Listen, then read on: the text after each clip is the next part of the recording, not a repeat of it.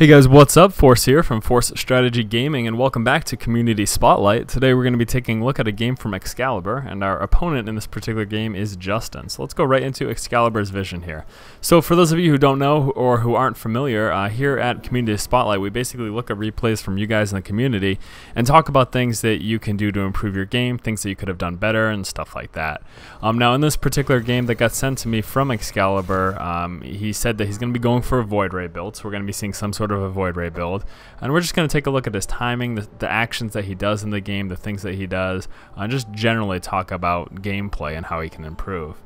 So right off the bat, something that I'm going to say is a problem is that you don't have the Nexus hotkeyed here. That's definitely a problem, and you can see the issue as a result.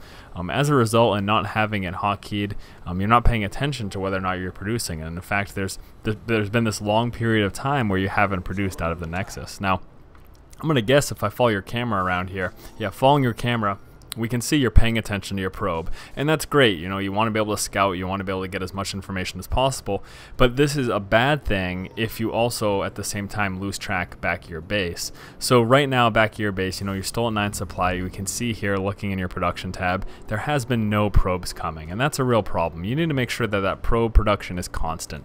You want to make sure that you have been constantly coming out with these probes here, and you can see how this becomes an issue because these minerals here have been gathering up for quite some time now. Now right here at the front ramp too, we should be seeing a gateway sometime soon, hopefully, you know, sooner than now. We should be seeing a gateway soon. Now I'm going to guess internally your thought process was, well, I'm supposed to wait until 12 or 14 to get a gateway. I can't get a gateway this early. And that's typically right, but those numbers, in respect to those numbers are really coming from the idea that you've been constantly producing. And since we saw that long period of time where there were no probes coming out for, I don't know, it's probably a good minute, at least a good minute's worth of time. Seeing that long period of time with the lack of probe production, that really, it makes it an issue because that's going to throw off the rest of your timing here. Again, 500 resources right now, 500 minerals. There's no reason at this point in the game why you shouldn't have dropped that gateway by now. But again, it looks like you were waiting to between that 12 and 14 mark, which again, typically that is the proper timing, but only if you've constantly been producing probes. If you haven't constantly been producing probes, then that timing is going to be really thrown off. Seeing that assimilator coming down as well. Now, so you did get some basic scouting information. I'm not sure that you saw this refinery or whether or not there was a refinery here. It doesn't look like, because of the dark area, that you actually got enough vision. You want to make sure at the least that you expose both of these Vespene geysers so you can see if he does have a refinery there or not, because it does make somewhat of a difference. So back to the base here, we have been seeing a relatively constant probe production, which is, again, that's what we're looking for ideally. You want that to be constant pretty much the entire game. People talk about things like saturation. Well, what about when your base gets saturated? You should still really be producing probes, because what this is going to allow you to do is as soon as you drop an expansion, you're going to be able to saturate it right away. If you keep up constant probe production, even if you become a little oversaturated, once you expand, you can grab half your workers, pull them right to your expansion, and just like that, in the blink of an eye, you've got 2 saturated bases. So what do we have going on here? We got the Cybernetics core coming down. We do have both simulators up at this point, so we do want to make sure you do. Oh no, we are missing one probe here. You can tell because there's a delay right there. There should be a probe coming out every single time one goes in, and now there finally is one because that last probe that you created went in there. But I wouldn't even suggest doing that, having them stream in one at a time. As soon as you have an assimilator come up, then you should be just grabbing 3 probes from your mineral line and placing them right over. Now back here, we are seeing some interesting things as far as building placement. Let's talk about building placement for a minute.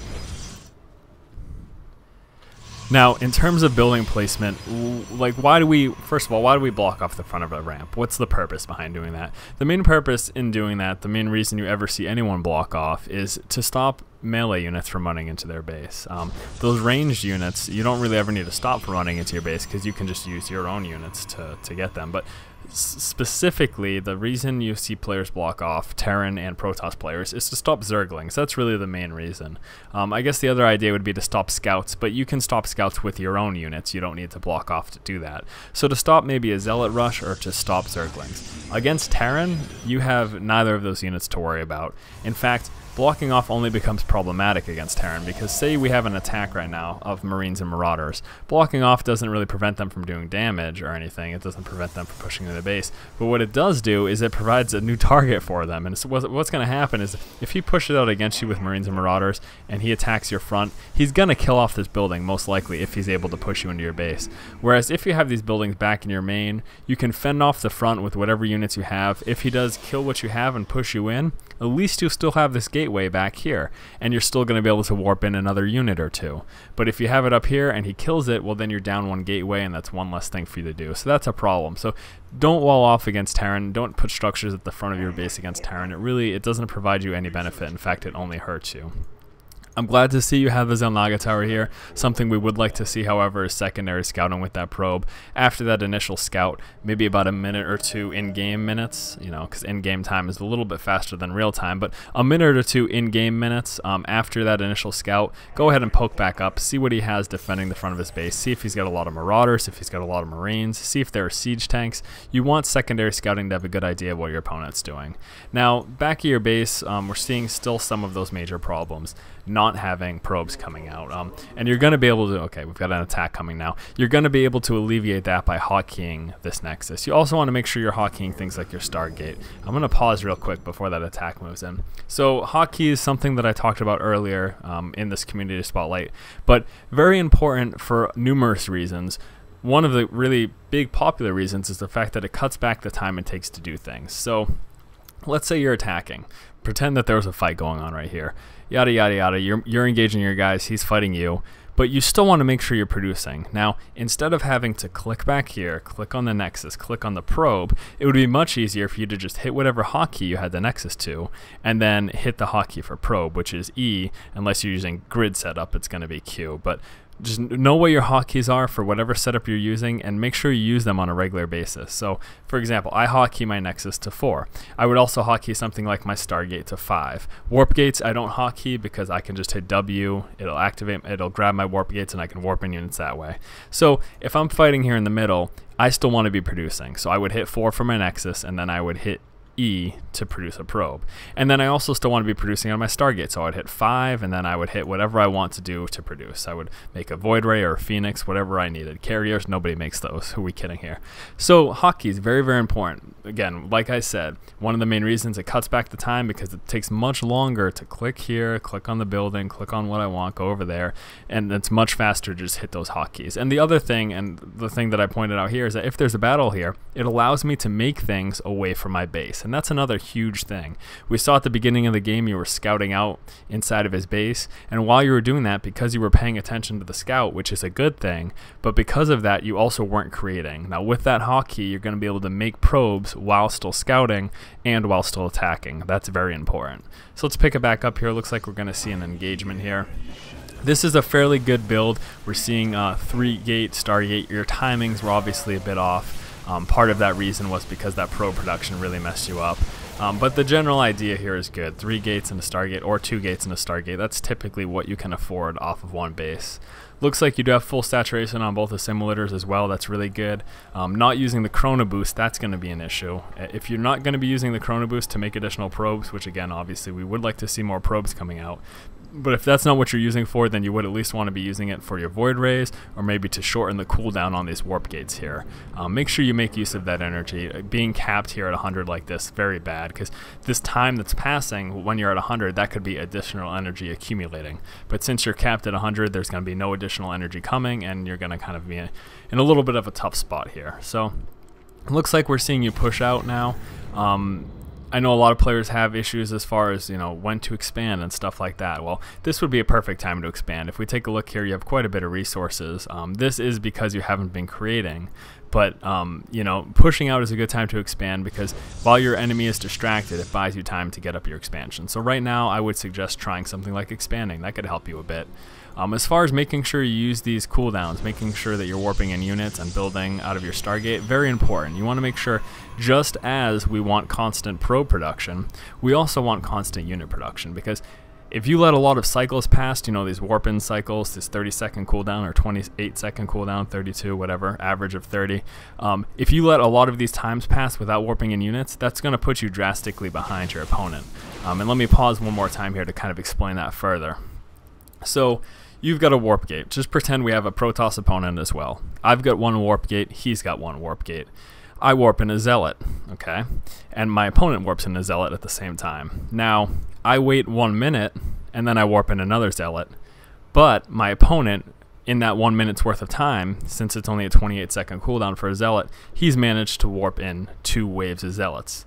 From that point forward, I will be forever behind my opponent. As long as all else is equal, I will be forever behind my opponent by 2 zealots. And that's how it works. That's kind of how you have to think about it. If you let too much time pass without producing out of your buildings, you will be behind your opponent. Same idea with the probes. If I wait 2 minutes without making any probes, but my opponent has been making constant probes, I will always be behind my opponent in probe count, if all else equal. Obviously, there's attacks. I lose probes due to attacks, harassment. I might expand, he might not, stuff like that. But if you think of it in that sense, it really makes sense why you need to make sure you're constantly producing. Because if your opponent, for some reason, has the exact same stuff that you do, but he has been constantly producing and you have not, then you're going to fall behind. So back to the warp gate, that's what I'm talking about. You can't let too many cycles pass. You can't wait too long between warping in units. You want to make sure that you're doing it whenever is possible. So how do you do that? You constantly check your hotkeys. Every time you check your hotkey, if you don't have something coming in, change that. Make sure you've got something warping in, and then the next time that hotkey is available, the next time that warping's available, use it as well. So back here, we're seeing you kind of push up. One big issue I'm seeing here is this giant separation of your armies.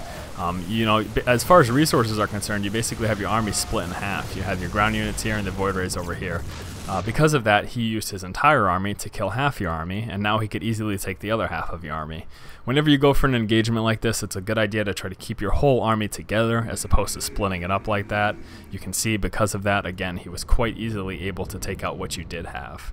So I'm seeing some good ideas here as well, though, seeing some good tactics, putting this pylon outside of his base, getting vision of the high ground to warp in units. That's great. That's a good idea. That's a good tactic. And it's just something that is good to see being done. Now, looking at a fight like this, you know, you want to make sure that that zealot goes straight to his offense, not to something like his turret. You can always just make sure you keep your void rays out of range of that turret. Because of that, he was able to snipe down your zealot before it even got within the range to do any damage. So that's obviously an issue. Warping in additional units, very good. Still something we're not seeing though, because you don't have the Stargate hotkey over here. You haven't produced out of it in quite some time. You could easily have another maybe 2 or 3 void rays into this fight right now had you been constantly producing. Taking a look at your resources, you obviously have the resources necessary to produce those units, but because you're concentrating, here we go, I'm going to go into your camera. Because you're concentrating on the fight, you're not, and without having those hotkeys, you're not going back to your base, so you're not producing. But again, for like the 15th time, I know I keep repeating myself, but if you just use those hotkeys, you can do all that stuff away from your base. You can do all that stuff while attacking. Stuff like this, you know, we see a missile turret coming in. Try to make sure that you move void rays away from that. Obviously, that's an issue. Now, here we go. Now that you're finally back at your base, you're going to be making another void ray. Ideally, we would be able to do that away from our base. And warping in additional units, it looks like you're probably going to win the game here, which is great. You know, there's really not much from this point. Really low on resources right now. Well, what's the reason behind that? Well, one of the main reasons is that, you know, you haven't expanded, but also another reason is that you haven't really made any probes, and I think it's been about 10 minutes. I don't know. It's been quite some time since we've seen any probes come from you, and that's something you want to learn to fix as well. So it looks like your opponent goes ahead and leaves the game, so really good there. But major points of discussion, major things that would be good for you to work on. Using hotkeys, you know, make sure every game you have this Nexus hotkeyed, you have your gateways hotkeyed, and you have your Stargate or robotics facility hotkeyed. Those major production buildings that you want to constantly be making out of, you should always make sure that those are hotkeyed. That's going to be very helpful to you.